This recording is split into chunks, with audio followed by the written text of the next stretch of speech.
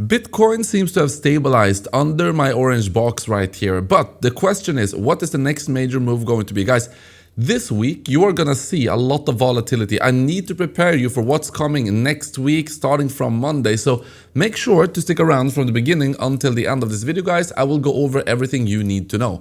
Welcome back, everybody. My name is Chris, bringing you cryptocurrency videos every day. If you're new to the channel, then make sure to subscribe and activate the bell right now. So let's get straight into it. And you can see that yesterday's candle tapped into the orange box here, pulled back, and now some consolidations towards the, some essentially sideways consolidation here. So now I am going to still say the same thing as I said in yesterday's video. Because we didn't break above the orange box here, I'm still cautious for Bitcoin in the immediate short term. Just like the previous resistance levels were not broken when we were at 100,000, 95,000, we failed to break through the resistance levels, and that ultimately caused some more downside. Now, of course, the lower we go, the closer we are going to get to the bottom. It doesn't take a genius to understand that. But until we are above the key levels of resistance, I'm still going to be cautious in the immediate short term in terms of short-term swings. Like I've been saying, if you're accumulating for the long term, that's completely different.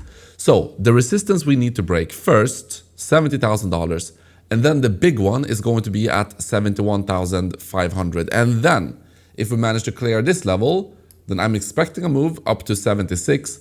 And then let's see if we can have a sustained rally. So this is what I am looking at in the immediate short term in terms of Bitcoin. If you look at Ethereum, Ethereum is also struggling with my orange line here at 2,080. Solana is trying to stay above my orange line at $86, closer to $87 here. So keeping my eyes on all of these things. If we see another pullback, then we do have the, again, like I showed you previously, the 200-week moving average is still going to be big support. This is the reason why we saw a big bounce from this point previously. We came very close to the $58,000 level, which is the 200-week moving average. So I am expecting us, if we come down to this level again, I am expecting us to once again see a bounce, but this is still pretty far away. This is like 15-16% away. I'm not saying that we're necessarily going to go down to this level again, but if we do, this is the point of support. And I already showed you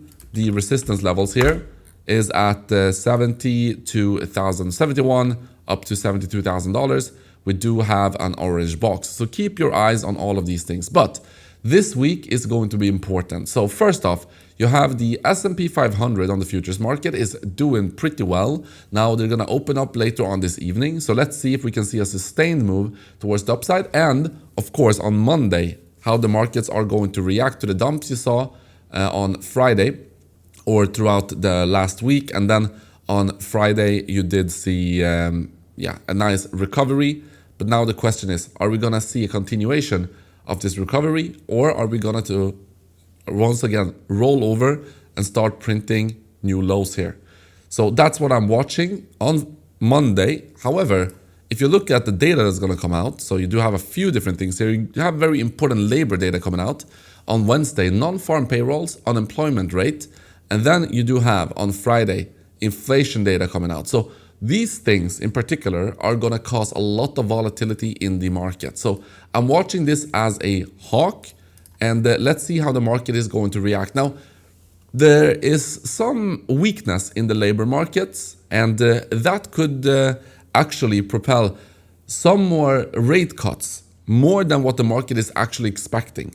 So let us see the developments here, but this is very key to keep in mind. Also, Jim Cramer went on live TV and said that he has heard that Donald Trump is going to fill the US Bitcoin reserve at $60,000. Is he making things up, or did he just leak massive insider info?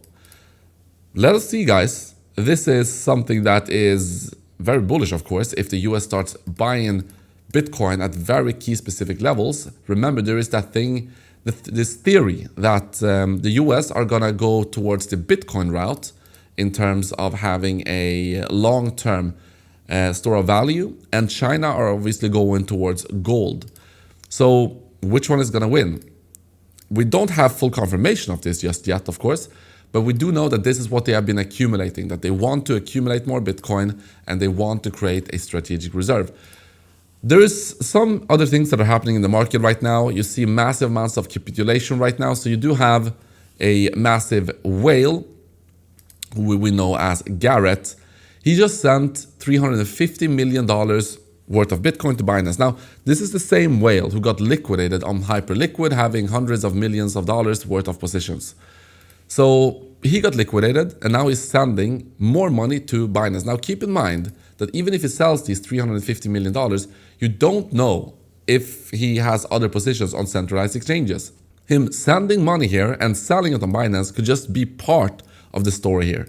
So he could have massive short positions as well, because he knows that the market would probably go down because everyone are looking at his address.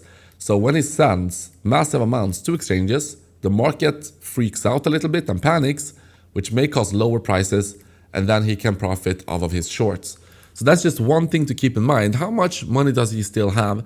About $3.5 billion worth of Bitcoin and Ethereum and some other assets here as well.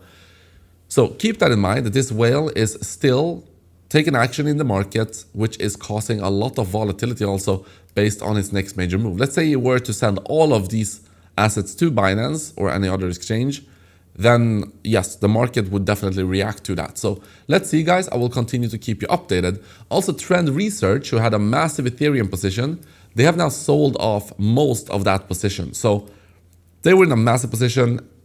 They were close to getting liquidated. So they just closed their positions instead. So another massive trade here that is unwinding. And the lower we go, of course, you're going to see more and more capitulation from these institutions.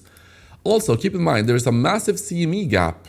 If we fill the CME gap, we would have to go up by about 20%. So that is also massive to keep in mind here, because a lot of traders are actually trading based on the CME gaps here. So if we're going to fill the CME gap, we need another 20% for Bitcoin. So let's see if that's going to happen sooner rather than later. Also, another key point is the odds of Bitcoin. If you look at Polymarket, the betting markets, the price of Bitcoin hitting $55,000 in 2026 has a 75% chance. That is pretty high, guys.